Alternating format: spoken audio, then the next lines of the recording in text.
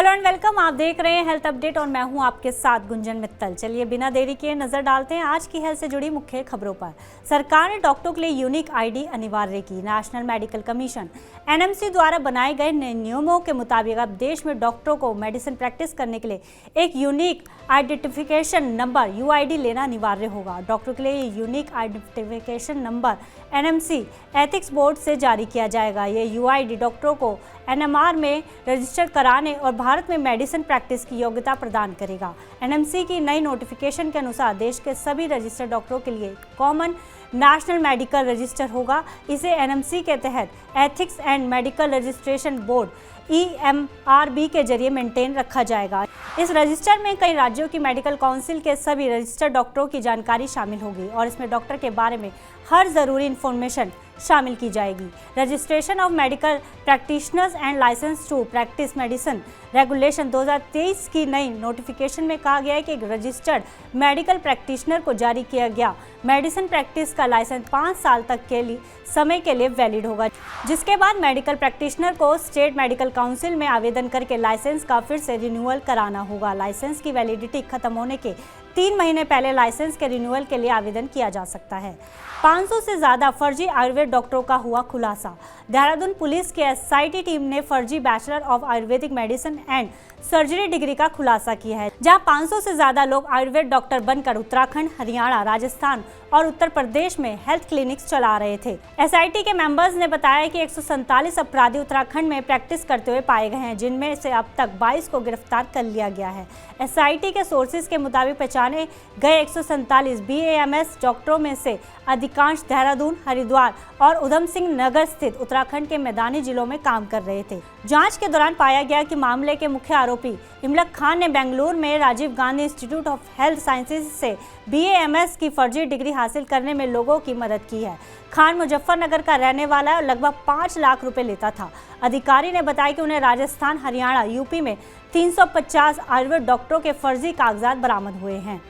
बिना चीरा लगाए भोजन नली से निकाला 6.5 सेंटीमीटर का ट्यूमर। दिल्ली के सर गंगाराम अस्पताल में गैस्ट्रोएंटरोलॉजी विभाग के डॉक्टरों ने भोजन नली में फंसे 6.5 सेंटीमीटर के आकार के एक बड़े ट्यूमर को बाहर निकालकर 30 वर्ष के एक व्यक्ति की जान बचाई है।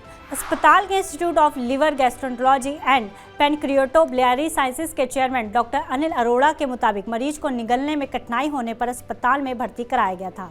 जांच करने के बाद पता चला कि मरीज की खाने की नली में एक बड़ा ट्यूमर उभरा हुआ है। उन्होंने कहा कि हमने हाल ही में भोजन नली में एक बड़ा 6.5 सेंटीमीटर के आकार का ट्यूमर निकाला है। प्रक्रिया को submucosal channelling and endoscopic resection के रूप में जाना जाता है। एंडोस्कोपी में 6.5 सेंटीमीटर के ट्यूमर को निकालना चुनौतीपूर्ण था, क्योंकि सामान्य तौर पर एंडोस्कोपी से 3 सेंटीमीटर तक के ट्यूमर को निकाला जाता है। 6.5 सेंटीमीटर के ट्यूमर को एक बार में मुंह के रास्ते निकालना संभव नहीं था, इसलिए सबसे पहले उसे भोजन नली से अलग किया गया, फिर उसे 2 हिस्सों में बांटकर उसे मुंह के रास्ते से बाहर निकाला गया। इस प्रोसीजर में करीब 3 घंटे का समय लगा। इस प्रोसीजर के बाद मरीज की हालत ठीक है और उसे अस्पताल से 2 दिन बाद छुट्टी दे दी गई है। MP में MBBS में सरकारी स्कूलों के लिए 5% सीट होगी आरक्षित। मध्य प्रदेश सरकार ने MBBS और BDS कोर्सेज में की 5% सीट सरकारी स्कूल में पढ़ रहे बच्चों के लिए आरक्षित करने का ऐलान किया है। सरकार ने मेडिकल एजुकेशन एडमिशन रूल 2018 में संशोधन करते हुए 5% सीट सरकारी स्कूल में पढ़ रहे बच्चों के लिए आरक्षित करने का निर्णय लिया है। जो बच्चे 6 से 12 क्लास तक सरकारी स्कूलों में पढ़े हैं वो इस आरक्षण में शामिल होंगे। ये 5% सीट सरकारी और प्राइवेट दोनों कॉलेजेस में आरक्षित होंगी। वहीं महिलाओं को भी सभी कोर्सेज की सीटों में 30% आरक्षण निश्चित किया गया है। वहीं दिव्यांग छात्रों के लिए 5% सीट आरक्षित की गई है। वहीं 3% सीट फ्रीडम फाइटर और आर्मी कैंडिडेट्स के लिए आरक्षित रखी गई है। झारखंड में शुरू होगी बोट एम्बुलेंस सर्विस। जल्द ही झारखंड में पहली बार बोट एम्बुलेंस सर्विस की शुरुआत होगी। अगले हफ्ते की शुरुआत में पहली बोट एम्बुलेंस साहिबगंज से चलेगी। इस बोट एम्बुलेंस के चलने से गंगा नदी के किनारों पर बसे 2 लाख से ज़्यादा लोगों को स्वास्थ्य लाभ मिलेगा।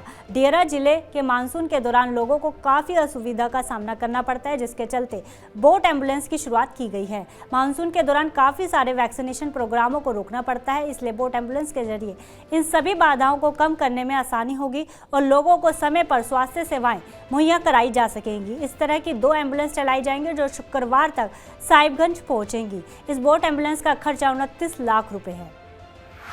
राजस्थान सरकार हेल्थ स्कीम को जन आधार से करेगी लिंक।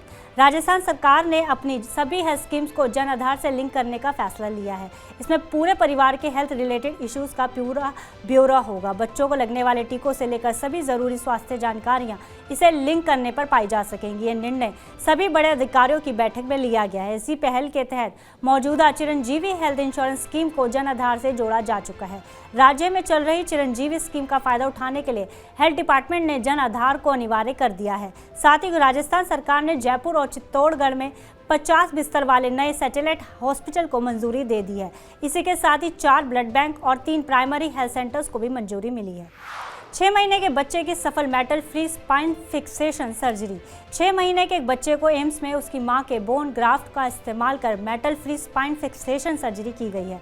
एम्स के डॉक्टरों ने सर्जरी पिछले साल 10 जून को की थी। डॉक्टरों का दावा है कि देश में इतने कम उम्र के बच्चे की टूटी हुई हड्डी को बगैर किसी मेटल इम्प्लांट के जोड़ने का ये पहला मामला है। एम्स के न्यूरो सर्जरी के प्रोफेसर डॉक्टर दीपक गुप्ता ने बताया कि जन्म के समय बच्चे का वजन ज्यादा होने की वजह से डिलीवरी के दौरान बच्चे को खींचने के कारण गर्दन की रीढ़ की हड्डी टूट गई थी। साथ ही कंधे की नर्व्स में इंजरी हो गई थी। इतनी कम उम्र के बच्चे की हड्डियां विकसित नहीं होती, इसी कारण हड्डी में मेटालिक इम्प्लांट्स लगाकर जोड़ना संभव नहीं था।